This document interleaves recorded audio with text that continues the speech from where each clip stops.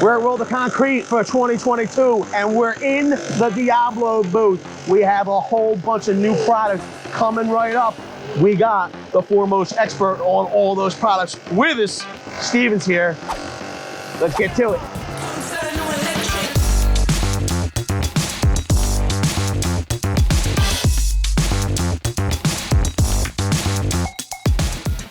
What happens with a spade bit, anybody's spade bit, when you hit a nail?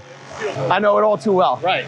So I got this loaded up with some 3-inch ring shank framing nails from a pneumatic nailer. Okay. Right? Yeah, let me just grab 2 new bits so nobody's asking, right? So we have a brand new, this is a 1-inch spattle bit from the competitor. Tell me when you're ready. Let it rip. No problem. Ready?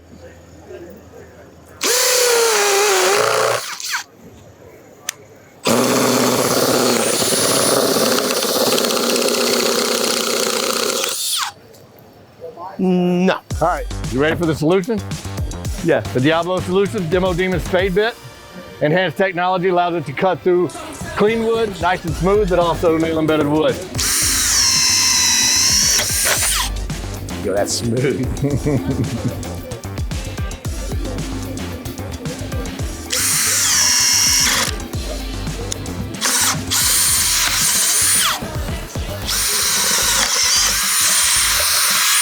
Right throw. Let's put on speed 2. We just cut through that nail. Go clean wood again.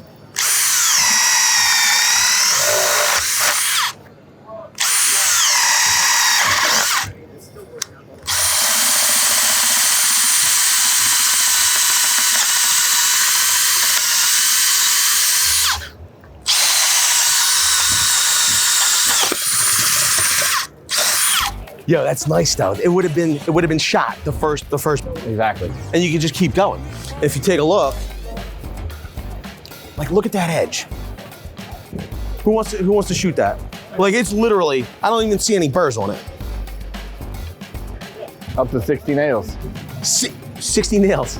Yeah, I mean it depends on how you hit them, right? Or if you're running a drywall screw, but it'll cut them. Yeah, listen, here's the deal. Like for like. Drywall screws are definitely not framing nails. No, but it'll cut them, but you're not gonna cut 60 drywall screws. The standard framing, yeah. That is sweet. What else do you have, Steven? See what else is in the bag of toys?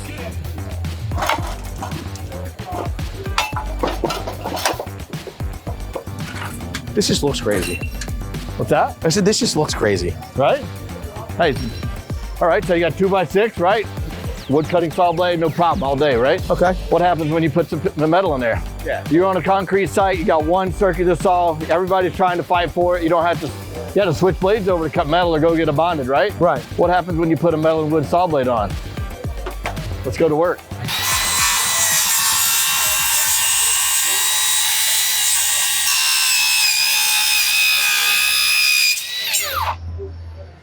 Like butter. It is like Let's go. Yeah. It is like butter. Yeah. I mean, and everybody knows, you see the guys with the grinders out on the job sites, the sparks. Yeah. It's not a great situation, right? Just take it nice and easy. You got this. Oh Come on. Just let it feed nice and slow. There you go.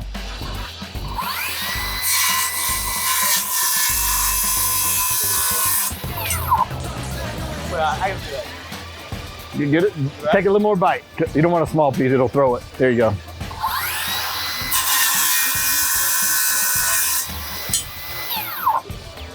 Ridiculous. 6.5, 7 1/4. This is wood. This is this blade. Yeah. This is wood and metal. Wood and metal. Yeah. So wood and metal. We got a 7/36 or we got a 6.5 32. So all your 6.5-inch saws you get out there, small little cuts. Now you go on a site to punch out. Oh yeah. Or you're on a foreman site. One blade, you can cut both. Yo, and cut the wood. Like yeah, and it's not gonna, it's not gonna cut wood as long as our tracking point blades. Yeah. It's not gonna cut as much metal as our steel Demon blades are. Right. But for a great solution. But it's a combination. There you go. That's amazing. It does cut the wood though, like butter. Oh yeah, no. Both materials. I mean, you saw that finish. Oh yeah. That's carpenter finish right there. You ain't kidding. You want to get the teeth, the teethuses of the saw? The teeth. Real nice. It's real nice like. let's cut some casts. Yes. Come on, try.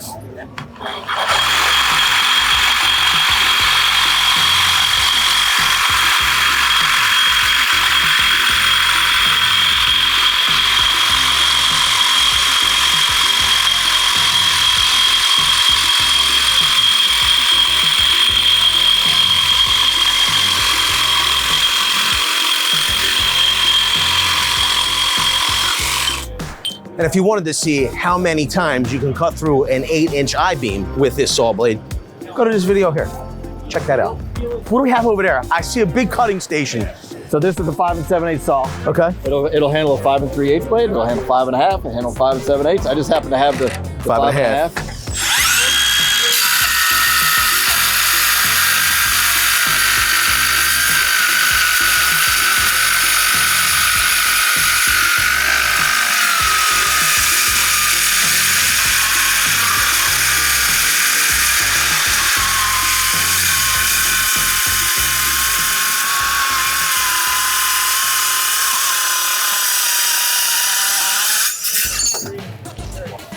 Wow. Great little saw, right? Unistrut. This is 1/4 inch thick stainless steel. You know, you can cut threaded rod. Now we're gonna switch it over. We're gonna jump up to just 6 1/2. Really? Yeah, I'm gonna switch it out. We got a brand new 6 1/2 inch blade. So originally, 2 years ago at Stafton, we lost Cermet, 6 1/2 inch Cermet blade, 48 tooth. And now I got a 60 tooth blade for super thin metals. Wow. I'll let it do a cross cut on this. We're at the world of concrete. So let's say you're pouring an elevated deck, you need to pour some concrete. You know, they'll put some either corrugated metal or some sort of steel plate out there. Okay. Oh, I'm cutting. All right. Where am I going? Yeah, come on this side. Let me scoot it in a little bit.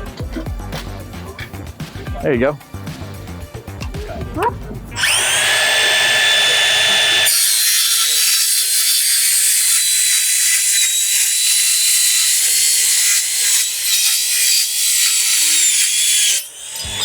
You know, again, so it's a nice smooth cut, right? Yeah. Nice smooth cut. Steel studs, whether they're nested or singles. And if you're doing any kind of, you know, this could be ornamental. Let's say you're doing a stainless steel countertop, something like that, where you need a nice smooth edge, but it's thinner material. That 60 teeth, you want more teeth in that material. So let me ask you a question. Yep. With this blade though, will we get discoloration? Is it heating the metal at all? If you have the proper feed rate, and yes, it's going to heat it a little bit. It all depends on the feed rate and the thickness of the metal. Okay. So as you really typically see the overheating or the discoloration in the thicker metals. I have a question. So with this type of cut, or if it was like stainless where we were trying to limit discoloration. Right. Feed rate, are we looking for something slower or something faster? You want to tailor it like just nice, consistent, low vibration. Okay. And then one of the most common errors by the end user is actually going too slow. Gotcha. And they heat it up. Now, if you go too fast and overfeed it, it's going to get more vibration and you're potentially going to lock it up. But it's really about just consistent feed. Gotcha. If you go too slow, exactly right, you're overheating. Okay. Now, the one thing the Cermet will bring is usually the breakdown on carbide, tungsten carbide teeth starts about 300 or 400 degrees, right? Cermet will go up to like 800 or 900 degrees. Really? So that's where the biggest difference between that Cermet technology and standard tungsten carbide blades is that temperature, that resistance to that high heat, right? It's not gonna break down. It's gonna continue sharp edge, continue to cut, and then it's just not gonna heat the material up as much. It's amazing. I want to make another cut. Hey, please.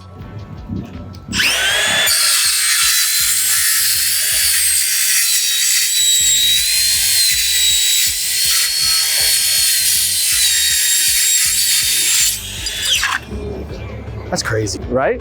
Video's over, but I know you want more. So this is how you're going to get it. First thing you need to do is pretend you're this guy, and you're here in the birthplace of freedom. Now ring that bell like it's 1776 and let all notifications through.